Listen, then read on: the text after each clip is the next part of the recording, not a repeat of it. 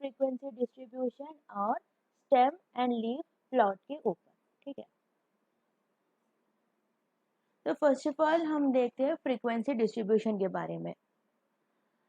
It is a table showing different values of the variables and their respective frequencies side by side is called as frequency distribution.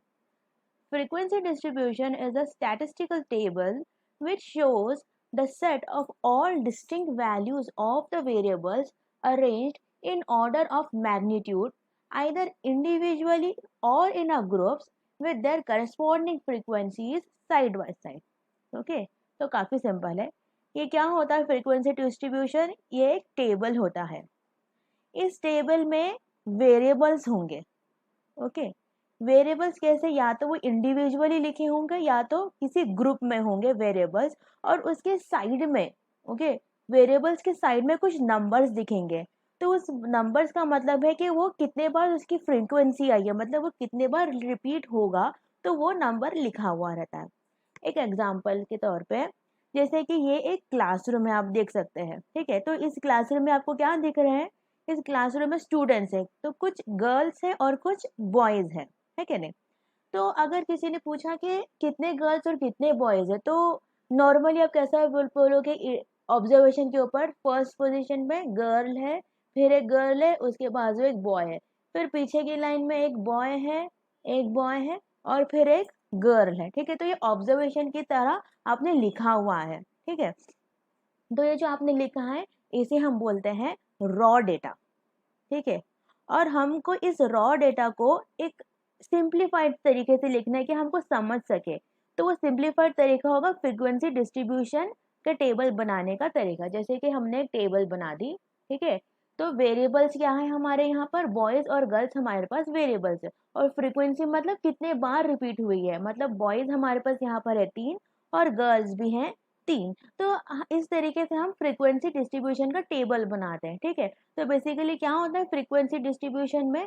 Variables होंगे जो यहाँ पर तो individual लिखा हुआ है, और उसके बाजू में उसके कितने नंबर्स, कितने बार उनकी फ्रीक्वेंसी हुई है, वो लिखा होता है। ठीक है, तो बेसिकली इसे कहते हैं फ्रीक्वेंसी डिस्ट्रीब्यूशन। ठीक है, a frequency distribution is the organization of raw data in table form using classes and frequencies. ठीक है, तो फ्रीक्वेंसी डिस्ट्रीब्यूशन में हमको रॉ डेटा को ऑर्गेनाइज करना रहता है क्लासेस और फ्रीक्वेंसी की मदद से। तो हमारे पास 3 तरीके के फ्रीक्वेंसी डिस्ट्रीब्यूशन है: categorical frequency distribution, ungrouped frequency distribution and grouped frequency distribution. ये जो एग्जाम्पल आपने देखा है बॉयज एंड गर्ल्स का जो क्लासरूम में बैठा है, ये है एग्जाम्पल कैटेगोरिकल फ्रीक्वेंसी डिस्ट्रीब्यूशन का, क्योंकि यहाँ पर 2 कैटेगरीज बॉय और गर्ल, ये 2 कैटेगरी है, तो ये है एग्जाम्पल कैटेगोरिकल फ्रीक्वेंसी डिस्ट्रीब्यूशन का।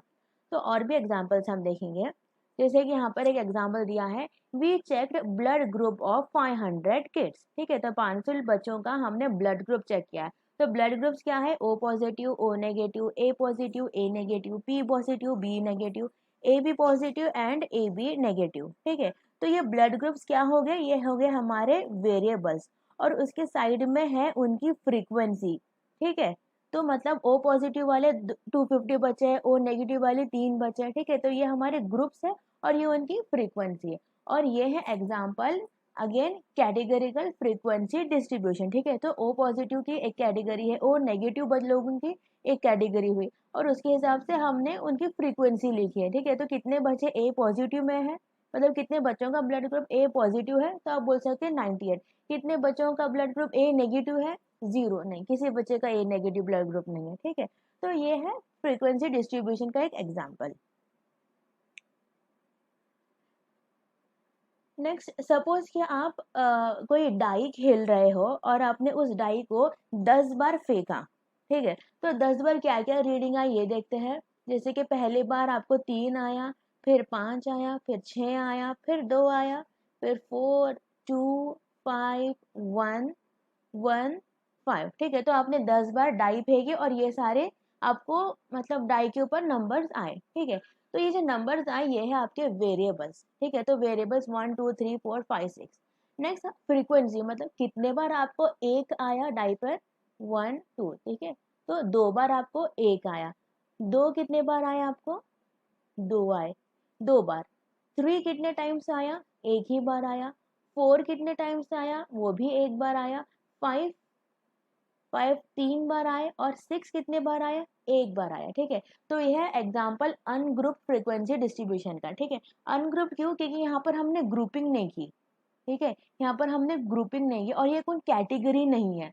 वेरिएबल जो हम लोग जो डाई फेंक रहे हैं 1 2 3 4 5, ये कोई कैटेगरी नहीं हुई, ठीक है, ये कुछ भी हो सकता है, ठीक।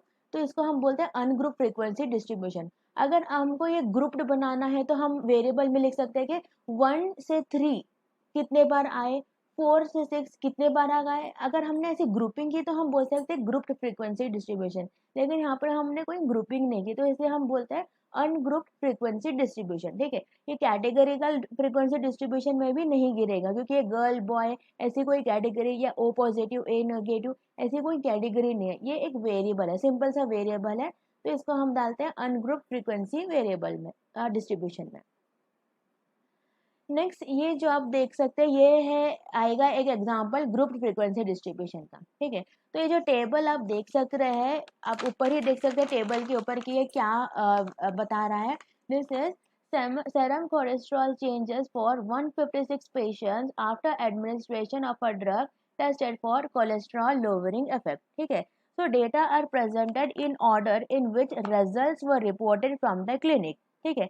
तो ये एक रॉ डेटा है, तो जैसे जैसे हमको रीडिंग मिली वैसे वैसे हम लिखते गए, ठीक है। तो ये एक रॉ डेटा फॉर्म है, ठीक है। एक बार ब्लड कोलेस्ट्रॉल ले लिया तो उसकी रीडिंग क्या आई, ये आई, फिर से दूसरे इंसान का ब्लड कोलेस्ट्रॉल लेवल ले देख लिया, और जो भी रीडिंग आई हम बस लिखते गए ऑब्जर्वेशन बेसिस पे, ठीक है।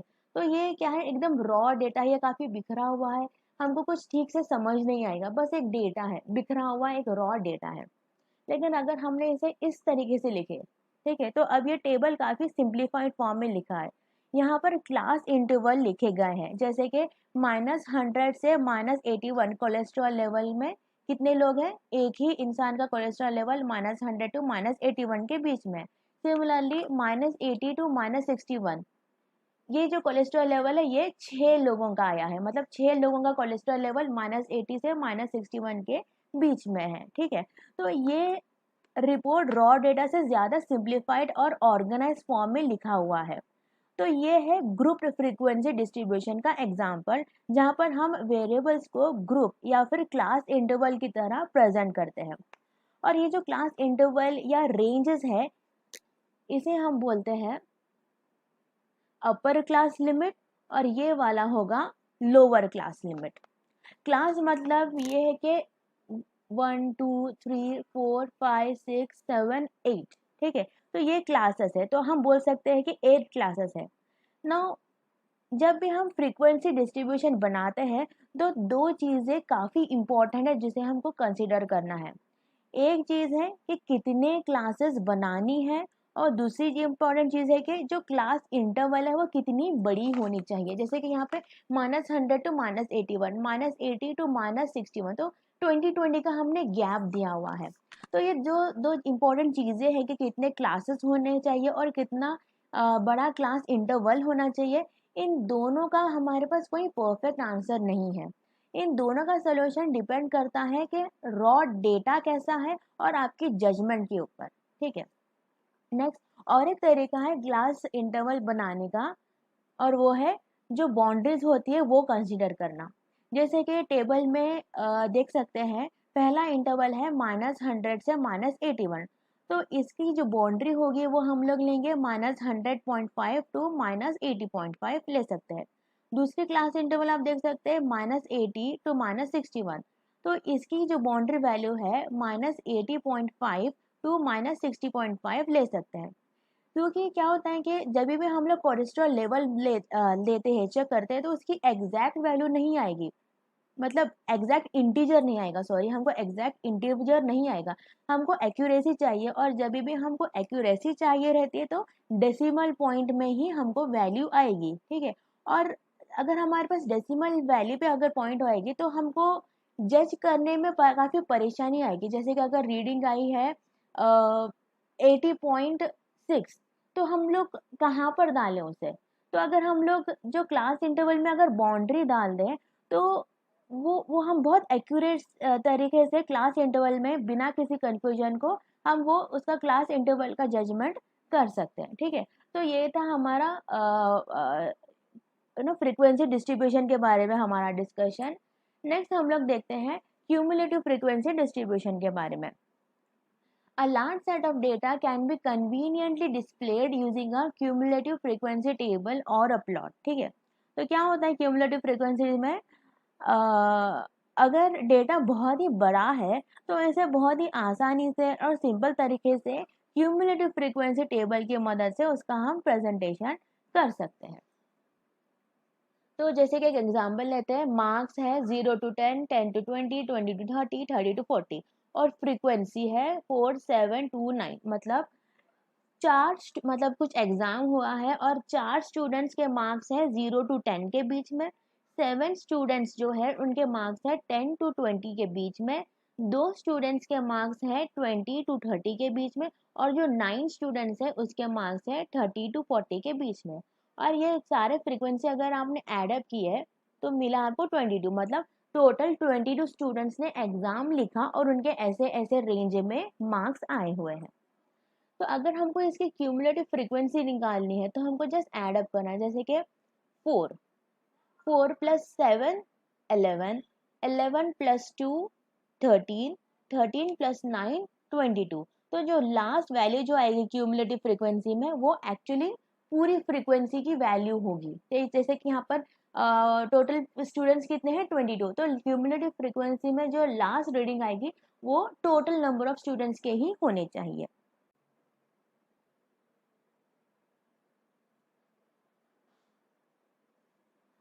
ऑलराइट, तो नेक्स्ट हम लेंगे मार्क्स और इसकी अपर लिमिट जानेंगे। 0, 10, 20, 30 ये अपर लिमिट। अपर लिमिट मतलब कितने बच्चों के मार्क्स 0 से ज्यादा है। ठीक है, 0 से ज्यादा कितने बच्चों के मार्क्स है?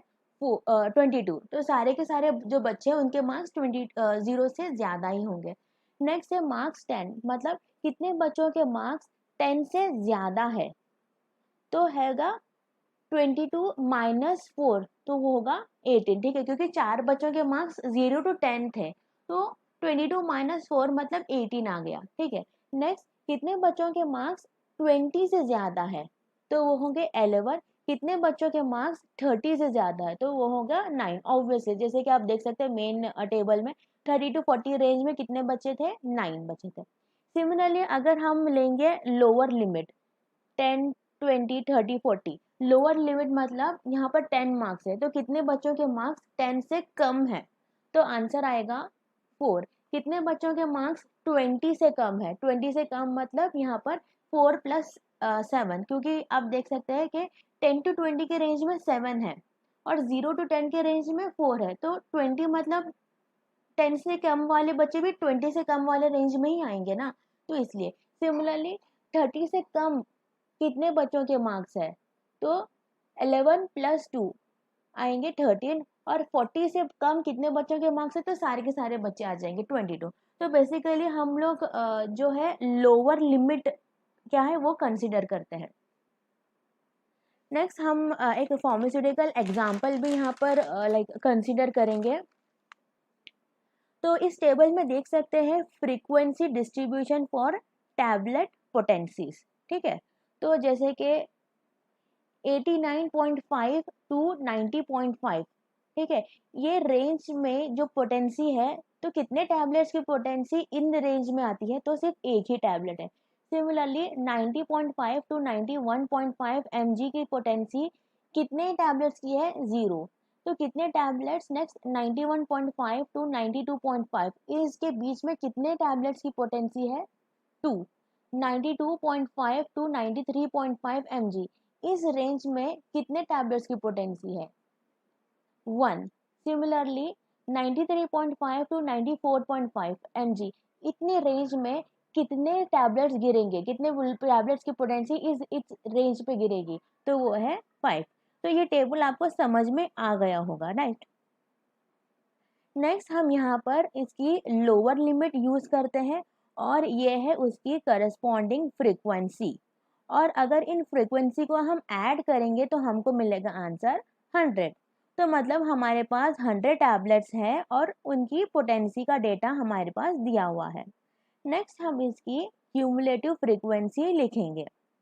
क्यूमुलेटिव फ्रीक्वेंसी मतलब 90.5 mg। इससे कम कितने टैबलेट्स की पोटेंसी होगी? एक टैबलेट की। सिमिलरली 92.5 mg से कम कितनी टैबलेट्स की पोटेंसी होगी? वो होगी 2 + 1 दैट इज 3। क्योंकि पहली जो एक टैबलेट है उसकी पोटेंसी 90.5 से कम है, तो ऑब्वियसली उसकी पोटेंसी 92.5 से भी कम ही होगी ना। सिमिलरली 93.5 mg से कम कितने टैबलेट्स की पोटेंसी होगी? वो होगी 3 + 1 दैट इज 4। सिमिलरली कितने टैबलेट्स की पोटेंसी 94.5 mg से कम होगी? 9। तो ऐसे ही आपको जो लास्ट वैल्यू आएगी वो होगी 100। ओके, लास्टली हमको 100 मिलेगा। मतलब कितने टैबलेट्स की पोटेंसी 110.5 mg से कम होगी? तो वो सारे के सारे 100 की कम ही होगी ना उससे, क्योंकि वही मैक्सिमम पोटेंसी थी। ठीक है, नेक्स्ट यहाँ पर अब एक और टर्म आया है, वो है क्यूमुलेटिव प्रोपोर्शन। मतलब यहाँ पर हम क्यूमुलेटिव फ्रीक्वेंसी जो है उसे प्रोपोर्शन या परसेंटेज की तरह लिखेंगे। जैसे कि ये है 0.01, 0.03 और लास्टली हमको आएगा 1.00। तो प्रोपोर्शन 1 के हिसाब से लिखना रहता है। लेकिन अगर हमको प्रोपोर्शन क्यूमुलेटिव प्रोपोर्शन के बजाय हमको क्यूमुलेटिव परसेंटेज लिखना हो तो 0.01 की जगह हम लोग लिखेंगे 1%, 0.03 के बजाय हम लिखेंगे 3%, और जो लास्ट में जो आंसर आया 1.00 तो इसकी जगह हम लोग लिखेंगे 100%। ठीक है, तो ये है क्यूमुलेटिव प्रोपोर्शन और क्यूमुलेटिव परसेंटेज। नेक्स्ट हम ग्राफिकल वे में भी इसका प्रेजेंटेशन दे सकते हैं, जहाँ पर हम टैबलेट की पोटेंसी लेंगे एक्स एक्सेस में और क्यूमुलेटिव प्रोपोर्शन लेंगे वाई एक्सेस में। ठीक है, तो इससे हम लोग काफ़ी चीज़ें पता कर सकते हैं, जैसे कि